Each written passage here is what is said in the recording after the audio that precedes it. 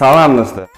Кандайсың? Бүгін мына сағанын екінші чыгарылышы. Соңғы бірінші чыгарылышыбызда көп сүйлөп тез видеоны башласам деген адамдар болгондугу үчүн бүгүнкү видеоройду сразу эле баштайбыз. Жок, токто. Суранч жок дегенде 1 мүнөт сүйлөп алайынчы. 1 мүнөт. Улуп болачы 1 мүнөт. Ана видеону баштайм.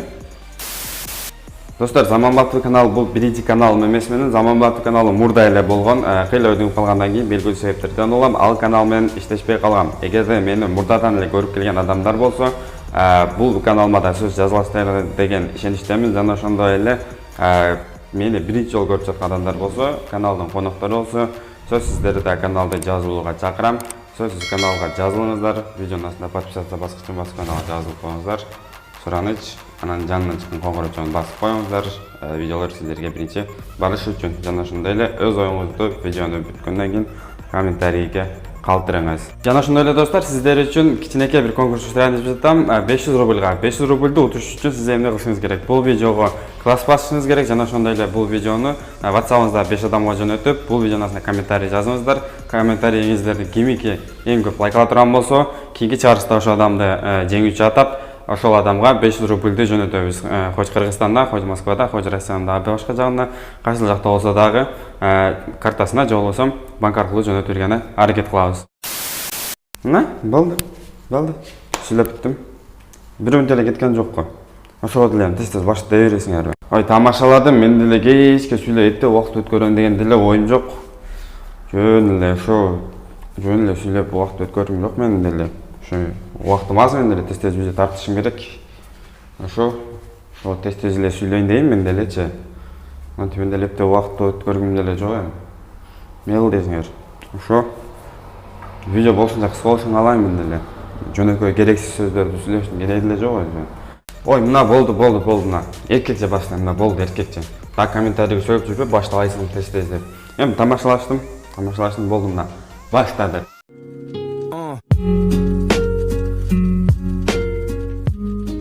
Мен өзүм Россияда жашайм. Жана ошондой эле Россияда жашаган адамдар миграциянын убактысы бүткөндө чек арага чыгып кетишке туура келет, туурабы? Ошол чек арага чыгарып алып келе турган таксистерди рекламалаган кээ бир блогерлер бар, туурабы? Таксистерди кээ бир блогерлер өтө өзгөчө реклама кылат. Алар кандай реклама кылат? Силер өзүңөр көрүп жүргөндөrsүңөр көбүн эле. Алар эгерде сиздерди чек арага чыгып келүүгө муктаж болуп жатсаңыздар, анда экранда чыккан бул немелерге чалыңыздар. Бул немерге чалсаңыздар, сиздерди чек арага чууп барып, чууп келет деген блогерлер бар. Ошол блогерлер реклама алган таксистерди мен таптым. Көрсө алар чындап эле чууп барып, чууп келет экен. Керек болсо менде видеосу дагы бар. Мына.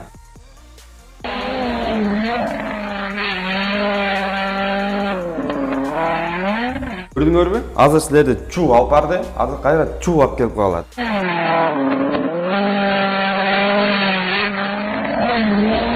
Көрдүңөрбү? Ал блогерлер алдабайт. Эгерде чындап эле чуу барып, чуу келген болсо, ошол блогер реклама алган моменттерге жалгыла, ошолор менен баргыла, чуу баргыла, чуу келип, кайра ишиңерди уланта бергиле.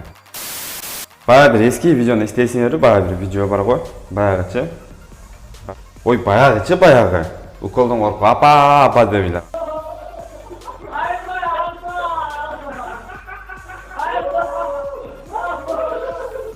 Ошол бала чоңоюптур, мужик болуптур, армияга барыптыр.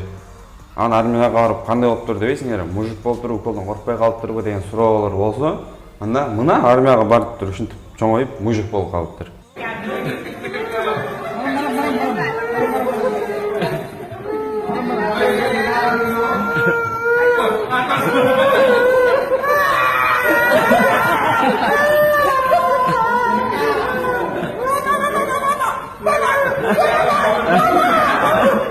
Мынаны карап, өзү уколдон коркпогону күлүп коет.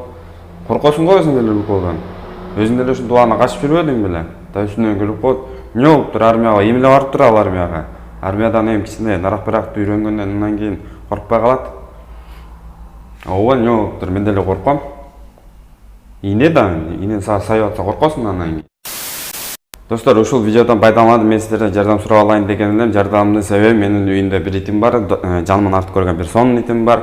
Ал итимдин арканкы 2 буту азыркы убакта иштебей жатат. Аны больницага көрсөтсөм, аны операция кылып кайра калыбына келтирсе болот дешти. Ошондуктан ага операция кылыш үчүн мага каражат жетпей жатат. Жардам бере алсаңыздар, бул менин Сбербанк картам, Сбербанк картама акча которуп жардам берсеңиздер болот. Эгерде жардам бере алгандар болсо, сиздерге чоң рахмат. Ал эми эгерде бул сөздөрүмө ишенбей жаткандар болсо, анда этимде видеоролигин сиздерге коюп берем.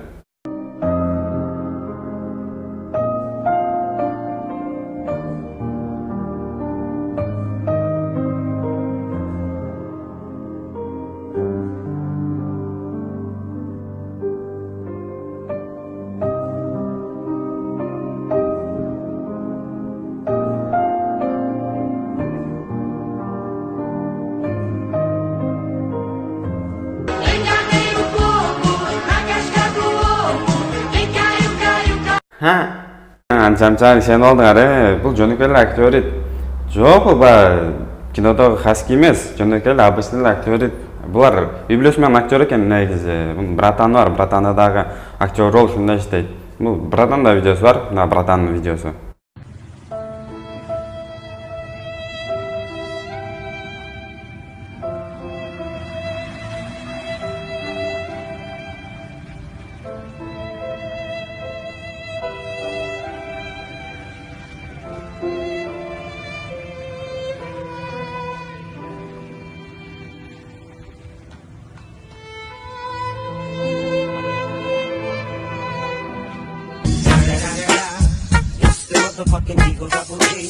Бул актердерди көчөдө адамдардан ушинтип жардам сурап, кайыр сурап иштейт окшойт деп ойлосом, андай деле эмес. Себеби ал видеонун аркасындагы адамдарды көрсөңөр, бир адам жардам берейин деп келди эле, ит секин туруп кетип атат. Значит, бул иттер адамдардан кайыр сурап, акча табайын деген эмес. Булар жөн эле звезда болсу керек. Ушинтип көчөдө актерлугун көрсөтсө, адамдар аны видеого чырк тартып туруп интернетке койсо, анан кийин булар популярный болсо, анан кийин Америкаский талантка барса, анан ошол жерден биринчи орунду алса, анан кийин звезда болуп кетсе.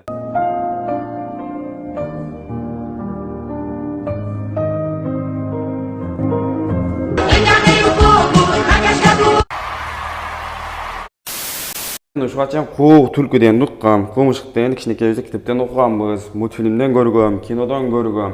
Бирок мынанчалык Кумушукты көрө элекмин.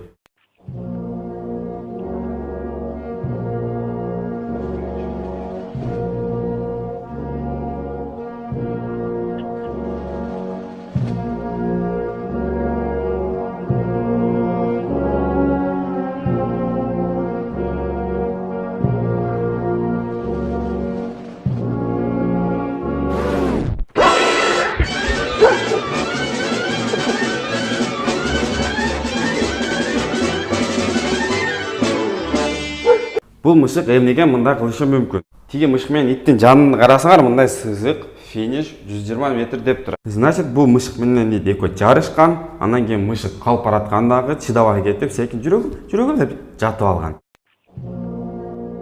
Ай, жүрөгүм, мен финишке бара албайм. Мен өлүп атат окшойм.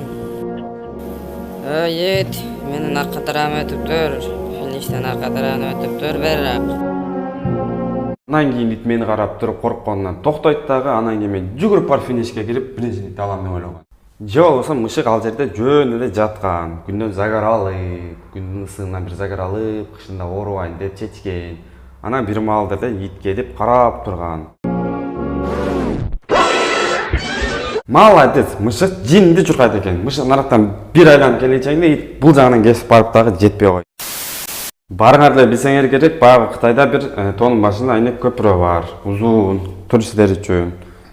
Кытайлар үчүн деле, көбүнчө туристтер үчүн, көбүнчө туристтер барат. Кытайларга башында эле чыга берчүлөр кызыр эле кетип калган болуш керек. Ошол жерде болгон окуя.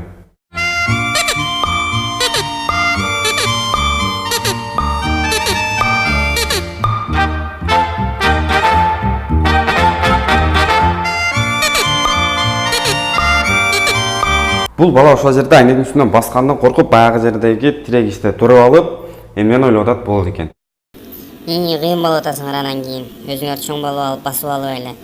Көрсөтөм силерге, мен дагы чоңоюн. Мен да силердей эле басам. Тибе. Мен отурам тибе, корком баспайм. Макул, бала ушинтип ойлоп аткан болсо, макул, где-то бир 30 жылдан кийин кантип ушундай эле өзүнүн айтканда туруп ошол жерде кеңири басып жүрө алышы мүмкүн. Мына ошол баланын эле 30 жылдан кийинки видеосу. 来，让你看个好东西。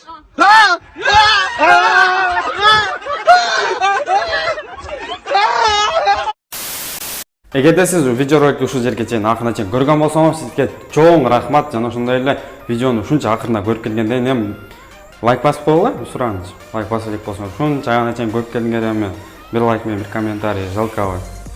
Бас лайкты, бас. Жалкабы, бас. Бастыңбы? Баскан адамдарга мынандай чоң рахмат. Анда эмесе биз видеоролигибизди аяктайбыз. Эгерде видеоролик сиздерге жаккан болсо, чындап эле лайк басыңыздар, аябаңыздар. Мен ишенем, бул видеороликтен сиздин жүзүңүзгө кичине болсо дагы, мынанча болсо дагы, кичине болсо дагы жылмайып тартылай алдым деп ишенем. Ошондуктан кичине болсо дагы аракетиме лайк басып коюңуздар. Жана ошондой эле комментарийге видеого болгон өз ой пикириңизди калтырыңыздар. Биз кийинки видеороликтерден көрүшкөнчө сиздер менен коштошуп калабыз. Ассаламу алейкум.